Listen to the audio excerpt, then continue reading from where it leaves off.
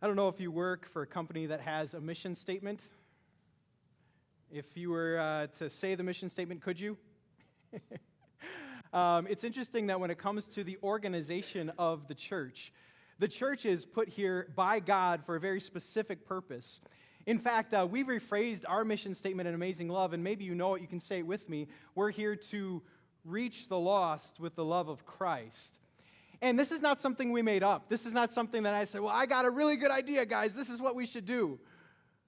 No, before Jesus left, he ascended into heaven and gave one marching order. And that marching order was to reach the lost. That marching order was go and make disciples. He puts us on point that way. And so in our first lesson, we get to hear that direction from our leader, Jesus Christ, of what every church should always be doing, what our church wants to be about. And we have that reminder. So I'm going to invite you to turn to Matthew chapter 28. This is right before Jesus leaves and is giving this one direction to his disciples. It's in the worship folder in your Bibles on the screen. It says, then the 11 disciples went to Galilee to the mountain where Jesus had told them to go. When they saw him, they worshiped him, but some doubted, which is incredible to me, by the way, because this is post-resurrection. And if ever you needed proof that Jesus was the Messiah, it has to be the one who died and rose again and now is in front of you. And what it reminds me is that our faith, no matter where you are, it's a work in progress. I consider that with new members, and so we love inviting new people, and we're going to celebrate them today. But it represents whatever journey you're on, you're not there yet. However far you've made it, there's another level to go. So some still doubted, even the resurrection of Jesus Christ. And then Jesus came to them and said, all authority in heaven and earth has been given to me. Therefore, go and make disciples of all nations, baptizing them in the name of the Father and of the Son and of the Holy Spirit, and teaching them to obey everything I have commanded you. I love that last part. Is there anyone who would be confident enough to say, I know everything Jesus taught? It's all solid. It's all up here. Would anyone say that? Yeah, me neither. And so again, we're never done learning more and more. And surely I am with you always to the very end of the age. These are the marching orders, the purpose of the church, how great it is to get together and reach the lost with the love of Christ. All right. Well, now I'm going to invite your prayers as we consider our sermon for today. And so I'm going to invite you to pray with me, and then we'll dive right in. Heavenly Father, so I just thank you that you are with us today and that you have all authority. And we're just asking that as we've gathered as your people, would you use that authority and that power to build your church, that you would draw your people in, for the blood of Christ covers all sin, and you want all to be saved and come to a knowledge of the truth. Extend your kingdom, Lord, and extend it in our hearts as we hear today your precious word. In Jesus' name, amen. You know, I believe that if you don't know what something is made for, you can't properly use it. I'm a gym guy. I'm trying to go to the gym anyway regularly. I like to go to LA Fitness, and it's interesting that if you're new to the gym, sometimes you can look at gym equipment and not exactly know what it's there for. And that can lead to some funny scenarios like this guy. I don't know if you know what this is actually for. It's not for your neck. This is actually really good. I have lower back pain, and it helps with hamstrings. So the hamstring that's connected all to the lower back. By the way, if you're having lower back pain, try this machine. Do hamstring curls. It helped me. Maybe it can help you, right? But if no one ever taught you that this is what the machine for your hamstrings, you could use it improperly. This reminds me of kitchen utensils. Has anyone ever taught you the right way to use a can opener? And the right way, maybe you know this, is not to go from the top. That's going to cut the edges, and you're going to try to do this thing with the top, right? You should go around it. Use it on the sides. And that's a better way to use a can opener. You're welcome for that one. What about this one? What is this for? I was doing some research finding a funky kitchen utensil. This is actually for delicate cake that you don't want to crush. So you know how sometimes you crush it when you do this? So if you want, a delicate cake cutter, this is your tool. If you have angel food or something that you don't want to mess up, this is what you just spread throughout that cake. You're welcome once again. I remember when someone approached me with something I had no clue what to do with. It was a practical joke, and someone gave me this, and they said, "You'll know what to do." And then they left me. And the problem is I had no idea what to do. Like, to me, it looks like a big screw. Like, I did drywall. Is there like a big piece of drywall as well? Does anyone know what this is for? I don't have a dog. See, that's the problem. Cats will never go on this. There's no way a cat is going to be on a peg in the ground. No. Yeah, that's not going to work out. But yeah, this is for a dog, right? But I had no idea. You put the leash on there. Perhaps the greatest example of using something in the wrong way is the Little Mermaid. And do you remember what she called a fork? The dingle hopper, right? And so she gets to that dinner, and she's trying to make a good impression, and they're all like, right? You remember that. There's a reason why I brought this up. If you don't know what to do with something, you don't know how to use it properly. And I want to transition a little bit from kitchen utensils and gym equipment. I want to transition to us. Now, by the way, I want to welcome you if you're new today, if you're watching online, and not sure your background, but I'm so excited that you're here, checking out the church, kicking the tires. But something that you need to know, we believe, is that God planned on you. God planned on you. You're here on purpose for a purpose. You are not here on accident.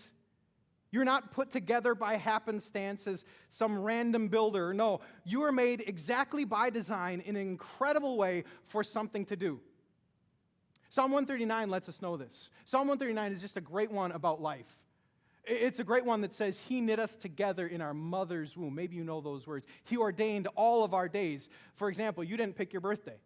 And by the way, I know there were some good birthdays lately, and I want to wish happy birthday to some in our congregation. But anyway, you didn't plan your birthday, someone else did. And look at what Psalm 139 says. It says, I praise you because I'm fearfully and wonderfully made. Your works are wonderful. I know that full well. If you've been doubting yourself, if you've been insecure, I want to remind you, fearfully, wonderfully made, on purpose, for a purpose. But the big question is, so what is that purpose? What is that unique thing that God made me for? And some of you have life experience. You've worked different jobs, and you found out, you know what, I'm not really good with numbers. I'm more of a people person. Or maybe you found the opposite. I'm not really good with people. Maybe you should just give me the numbers, right? It's good to understand how God made you. But when you're a teen and adolescent, you don't have that life experience. In fact, many teens and adolescents wrestle with purpose. I was doing some research on this, and there was a leading psychologist, and he did a report on purpose in adolescence, and here's what he found. He said, among teens, the biggest problem is not stress.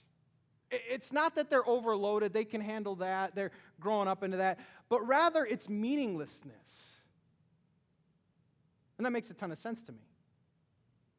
If you're a teacher and you're trying to teach something and they can't figure out why I need this, it doesn't go so well. If you're telling them to go get a job and yet they have enough money because you're the security net, it's very hard to keep that job. Why do I need to work when you got me anyway? We need meaning, don't we? Now, I remember feeling this when I was in high school. At an early age, second grade, I wanted to be a pastor.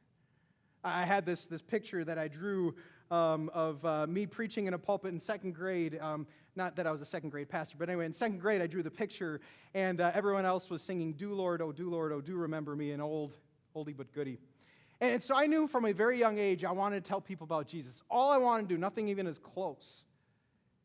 And along the way, I had to take these classes. I'm like, Algebra 2, augmented matrices. When I'm going to talk with someone as a pastor, when am I going to use my augmented matrix? Are they going to ask me to get my graphing calculator out and so we can have a dialogue? I think not. So it was pretty hard. chemistry, biology. These are classes I struggled with internally anyway, and now where are they going to apply as I minister to people? Oh, so hard. It kind of also reminds me of a book that I started reading in high school while struggling with meaning. The book was Ecclesiastes. And I really jived with what Solomon was saying because Solomon looked at all of life and he said, meaningless, meaningless, utterly meaningless. Everything is meaningless. I'm like, yes, Solomon, yes. But where is meaning?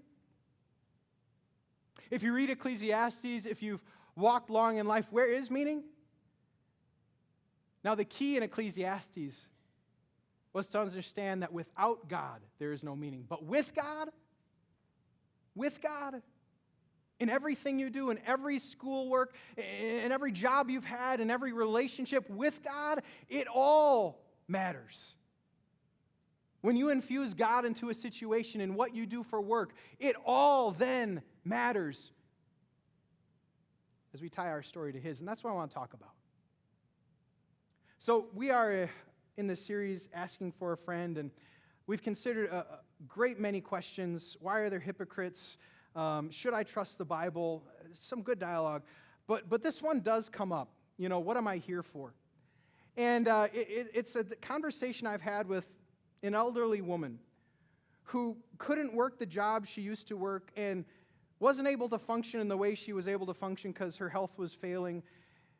And it was that woman who asked, why am I still here and not in heaven? It's a conversation I had with a businessman who worked the same job for 20 years, and it's hard to tell, what difference am I making? What am I here for? It's a conversation I've had with adolescents who are not in the spotlight. And they see the brightest and the best and the popular, and in comparison are not, and they're like, well, what am I here for? It's an important question. And God has a profound answer. And so our first takeaway is this, and I'm going to then dive into why this is the case. But I believe you are put here for an incredible purpose. Not by accident, not by chance, an incredible, incredible purpose that I hope God will reveal to you today as we talk. And so the words we're going to consider are Peter's words to some Christians who are under persecution. And if ever you think that life is meaningless or not worthwhile, it's when things aren't going well, right? When things aren't going your way or according to plan, you're like, what's it matter? What's going on, right? And Peter, into this, reminds them who they are in Christ and what they are to be about. So I'm going to invite you to turn with me. How about we shake things up a little bit, stand as we hear the word of God, get that blood flowing. From 1 Peter chapter 2, here we go. As you come to Him, the living stone, rejected by humans but chosen by God and precious to Him, you also, like living stones, are being built into a spiritual house to be a holy priesthood, offering spiritual sacrifices acceptable to God through Jesus Christ. For in Scripture it says, see, I lay a stone in Zion, a chosen and precious cornerstone, and the one who trusts in Him will never be put to shame. Now to you who believe, this stone is precious. But to those who do not believe, the stone the builders rejected has become the cornerstone, and a stone that causes people to stumble, and a rock that makes them fall. They stumble because they disobey the message, which is also what they were destined for. But you are a chosen people, a royal priesthood, a holy nation, God's special possession, that you may declare the praises of Him who called you out of darkness into His wonderful light. Once you were not a people, but now you are the people of God. Once you had not received mercy, but now you have received mercy. These are the powerful words of God. Could you turn to your neighbor and tell him, you're chosen? You're chosen. And then be seated. It's good to be chosen, right? Or be chosen for a date. It's a good thing. Chosen for a job, right? All right. As we get going on today's word, I don't know if you ever heard of this campaign that had the kind of striking terminology, don't go to church. I remember people wearing shirts that had this campaign going on, don't go to church. And during COVID, I was thinking, well, maybe it's, because, people are gathering together and it's too germy or something. Don't go to church because maybe it's irrelevant, you can't get anything good. Don't go to church because, well, there are hypocrites there, right? And my mind went racing with all the reasons. Why would you have a don't go to church campaign? I was a little taken back. But then, the back of the church, be the church. Aha! Now I can jive with that. I get it now, right? Be the church. Because what we know about church is it's not about the steeple, it's about the people. It's not about a building, but us being that building. And be the church is what Peter says is your purpose. What Peter says God put you on the planet for. That when people would wonder about God, when people would wonder about His goodness, His love, they would see you and then know. When you turn to Peter's verses once again, I love in verse 5. You can turn there with me. It says, "So you are living stones being built into a spiritual house to be a holy priesthood." So what he's saying is basically that if Jesus is the cornerstone, you are like those stones built on top to be that church. The people are the church. And so that's our first takeaway. You are here to be the church. And if we turn to verse 5, it also shows us what we are to be doing. It says you're to be a spiritual house and a holy priesthood, offering spiritual sacrifices acceptable to God through Jesus Christ. Offering spiritual sacrifices. Now, I don't know what you know about the church, but in the Old Testament, people would bring actual sacrifices. In the Old Testament, my job would look very much different. Instead of looking like this, I'd probably look more like a butcher. Because what people would bring, they would bring a dove, a lamb, a bull. And my job was to cut up that bull, cut up that lamb, sprinkle blood all around, start a fire, and this was the sacrifice that we'd give to God. I'm so glad we no longer do that. That was actually, by the way, a big foreshadowing. The blood of animals could never redeem us, could never atone for sin. It was a foreshadowing to this, our altar, where we place this across, and the beautiful sacrifice of Jesus, who is the atoning sacrifice for all who believe, for any sin. Anyone can have redemption through His name. So then, if Peter says we are to be the spiritual household bringing sacrifices, and we're not bringing bulls, and we're not bringing doves and lambs, I didn't bring any of that. Well, then where are the sacrifices? What does this mean? I love how Paul informs us on this. Paul says, you know how to do it in the New Testament? Here it is in Romans. "Therefore, I urge you, brothers and sisters, in view of God's mercy, to offer your bodies as a living sacrifice, holy and pleasing to God. This is your true and proper worship." What do we come with? Ourselves. We come with our talents and abilities. We come with our minds and our aptitudes. We come with all the gifts that God gave us. And we have this understanding that these gifts are not just for me, they're for a higher purpose. And so it's good to understand a little bit of how God uniquely made you. It's good to identify what are my unique characteristics, my unique gifts that I can then bring as a sacrifice towards God. And we want to help you in that endeavor. So I don't know if you've ever taken personality tests. Anyone take Enneagram? Who's taken Enneagram? Okay. What about Strength Finders? A few more there. Myers-Briggs? DISC? Okay. So we've covered it. You probably take a person. Well, I have a new one that's directed just for church people. And so it's called Free Shape Test, and it's actually your next step today. And what SHAPE stands for is this, that we all have spiritual giftedness, hearts, abilities, personality, and experiences. And it's the collection of those things that when you understand them can help you really find your purpose.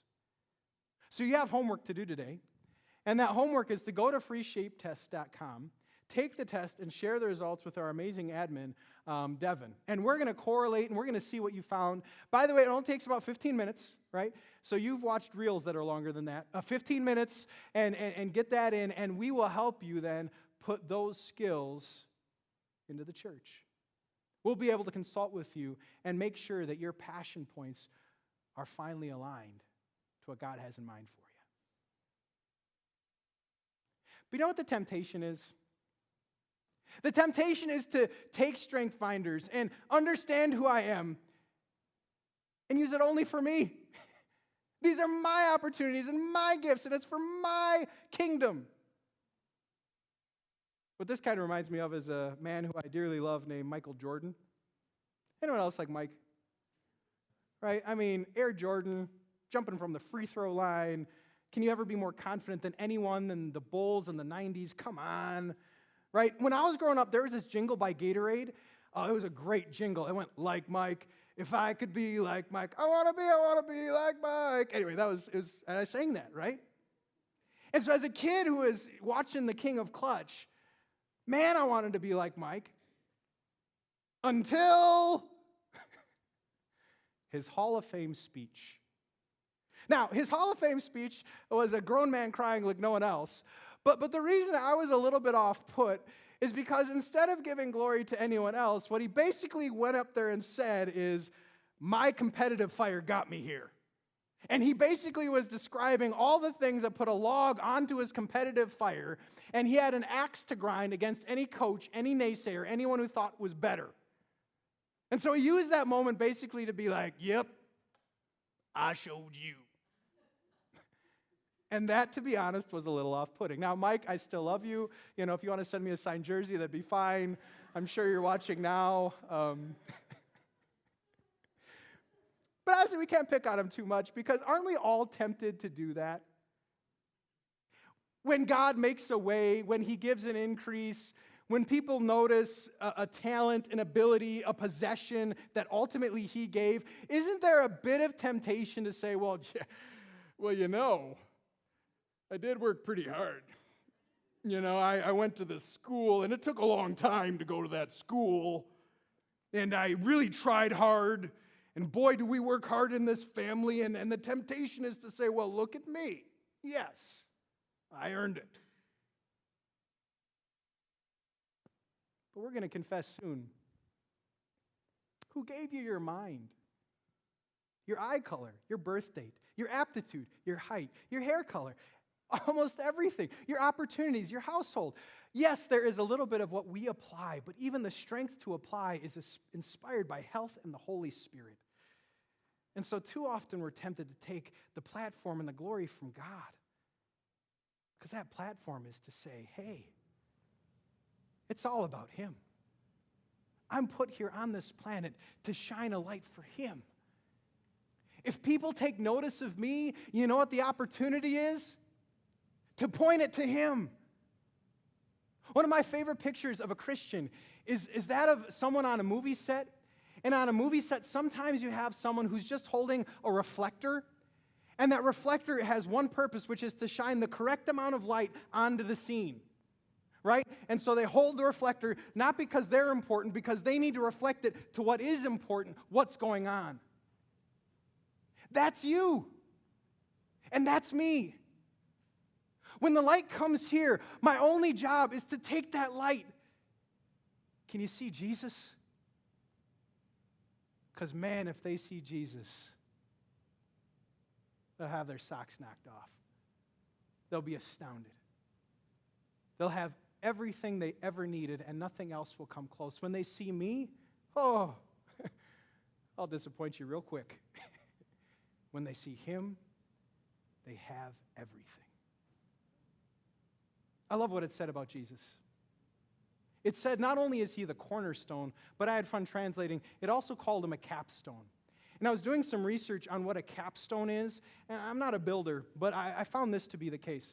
A capstone is something that goes in the middle, and when you're building the walls, if you don't have a capstone, everything falls down. The walls on the side can't stay up. And it so reminded me that this is how life can feel like. If you've ever felt like, man, my walls are falling down and everything's being torn apart, maybe it's because you need a capstone in your life that holds everything else together. And maybe there are even some Christians here today who knew what it was to have God hold everything together when you couldn't. And I want to let you know, if you're looking for that right now, if maybe you came in and it feels like your walls are falling apart and you don't know how to get it together, it's about infusing Jesus in the very middle of whatever that is and letting him hold it, letting him be strong for you. This is the beauty of Jesus, our Savior. Jesus, who is that cornerstone, that capstone. And so what are you here for? Well, let me back up just a little bit for your next takeaway. You are here to give God glory. It's not about using that platform for your attention. It's about taking any platform that God has given you, any influence that God has given you, any power that God has given you, any talent that God has given you, and reflecting it back to God so that others might know him. But before we go, I need to remind you of some beautiful gospel promises. And one of the reasons I picked this section for telling you who you are is because I believe God wants to build you up today to let you know just how much you mean to him. So in order to have this discussion, as we move on, what I'm really going to pick into is verse 9, and we're going to describe a few of what's going on in verse 9, where it says, "You're a chosen people, a royal priesthood, a holy nation, God's special possession." So let's talk a little bit about that. You know, something I love about the Chicago area, something that is just amazing, is all the different people, all the different cultures, right? I don't know if you appreciate that, but what it means is that you can experience different cultures just by taking a little journey to a little section of Chicago. One of the things that we've done recently is go to this restaurant called Greek Isles in Greektown. Have you heard of this? And it's amazing when you go there and you have flaming cheese, saganaki, and they say, "Opa." That's a good experience. I'm thinking, I like these Greek people. But then you can do another experience. If you go by the Brookfield Zoo, maybe some of you know that, there is a Czech contingent there, and you can eat authentic Czech food at like Czech Plaza, and then know what it is to be Czech. There are Bulgarian areas. Bulgarian cuisine in Des Plaines. You can be Bulgarian for a day and go there. Obviously, there's Italian. Obviously, there is German at the Bierstube here in Frankfurt. Frankfurt, by the way, is a German reference. And I love that. I love that when God looked down on people, he said, let's make them different. And different he did. But what I recognize is that as you jive with maybe something that I said and you think of your own influence, maybe it was German or Italian or Greek or Bulgarian, as you think of that, what God also did is he said, my people are going to have their own culture. God's people are going to come together. In fact, what Peter said is that we're a holy people. And what the Greek word for people was here, holy people, was the word ethnos, which is where we get the word ethnicity, which is basically a reference to a certain set of people. And holy just means they're going to be set apart. And so what God says about his people is that they're going to be set apart in certain ways. And I think it has less to do with saganaki or what we eat, and it has more to do with how we act. And as we act as a church people, God has one distinguishing feature that should be among all of us. The disciple John picked up on this and said, by this, everyone will know you're my disciples, that you're my people. You're in the God ethnicity group. Can you say that word? Love one another. And I think the opportunity to stand out in today's culture is like never before if we get this right. I think if every one of God's people walks out these doors and says, you know what, I'm just going to be radically loving today, people will take notice. And they'll be like, ooh, that's a different culture. Not used to that, but I sure like it. In fact, that's some of the response I've heard of what happens when people come to Amazing Love. I love sitting down and talking with our new members, and some of the descriptions were, man, when I get here, it's like the weight of the world falls off. When I get here, there's such a friendliness and such a kindness that's going around. And that's something that I see in all of you. And it is amazing. It's what God intends. It's what we experience when we have group life together, go to parties together, and just hang out together, that God created us to love one another and care for one another, and how beautiful that is. And so what are you here for? Here's your next fill-in. You're here to belong. See, God never wanted you to be alone or wonder, where are my people? You have people. Welcome. You have people who want to love you and support you and walk with you. You're not alone. How wonderful that is. But there's more that he describes in his beautiful gospel. And to talk about this, has God given you anything that you would guard with all that you had? Has he given you a possession or someone in your life that you would protect because it is that valuable to you? Now, I imagine there are some maybe moms thinking about their kids. And those kids are so valuable, you'd be mama bear all day long if something were to happen or is about to happen. That's how valuable they are. You know where my mind went? Kind of a strange reference. Do you remember this guy? So if you haven't seen The Lord of the Rings, I know it's been a while, but this is Gollum from The Lord of the Rings. And whenever he got the Ring of Power, do you remember how he described it? I can't do it, but he called it, maybe I should, my precious. It was right? Do you remember? And he was geeked out. He would guard it. He would, have fangs if anyone tried to steal it, he would try to get it back because it was that valuable to him, right? God looks down at you, but he's not weird like Gollum. And he calls you a special possession. And then God treats you that way. See, God has angels protecting you. I don't know if you know that. In all your ways. God is working out whatever problem you came in with for your good right now. I love Psalm 23 where it says, we have a good shepherd. You know what the shepherd does? He leads me into green pastures and beside still waters, and he refreshes me by the daily. And even when things go bad, even if I'm in the valley of the shadow of death, he's there with his rod and his staff, and he's there to comfort me. And how awesome is that? That God, because you're the special possession, will always guard and guide you. So what were you made for? You were here to be loved, radically loved by a God who loves you more than I can describe in words. How awesome is his purpose for your life. But there's one final thing that I wanted to note about this beautiful gospel. As Jesus goes on in the words of Peter, he says that finally we are to be like people who declare such goodness of God that he brought us out of darkness into his wonderful light.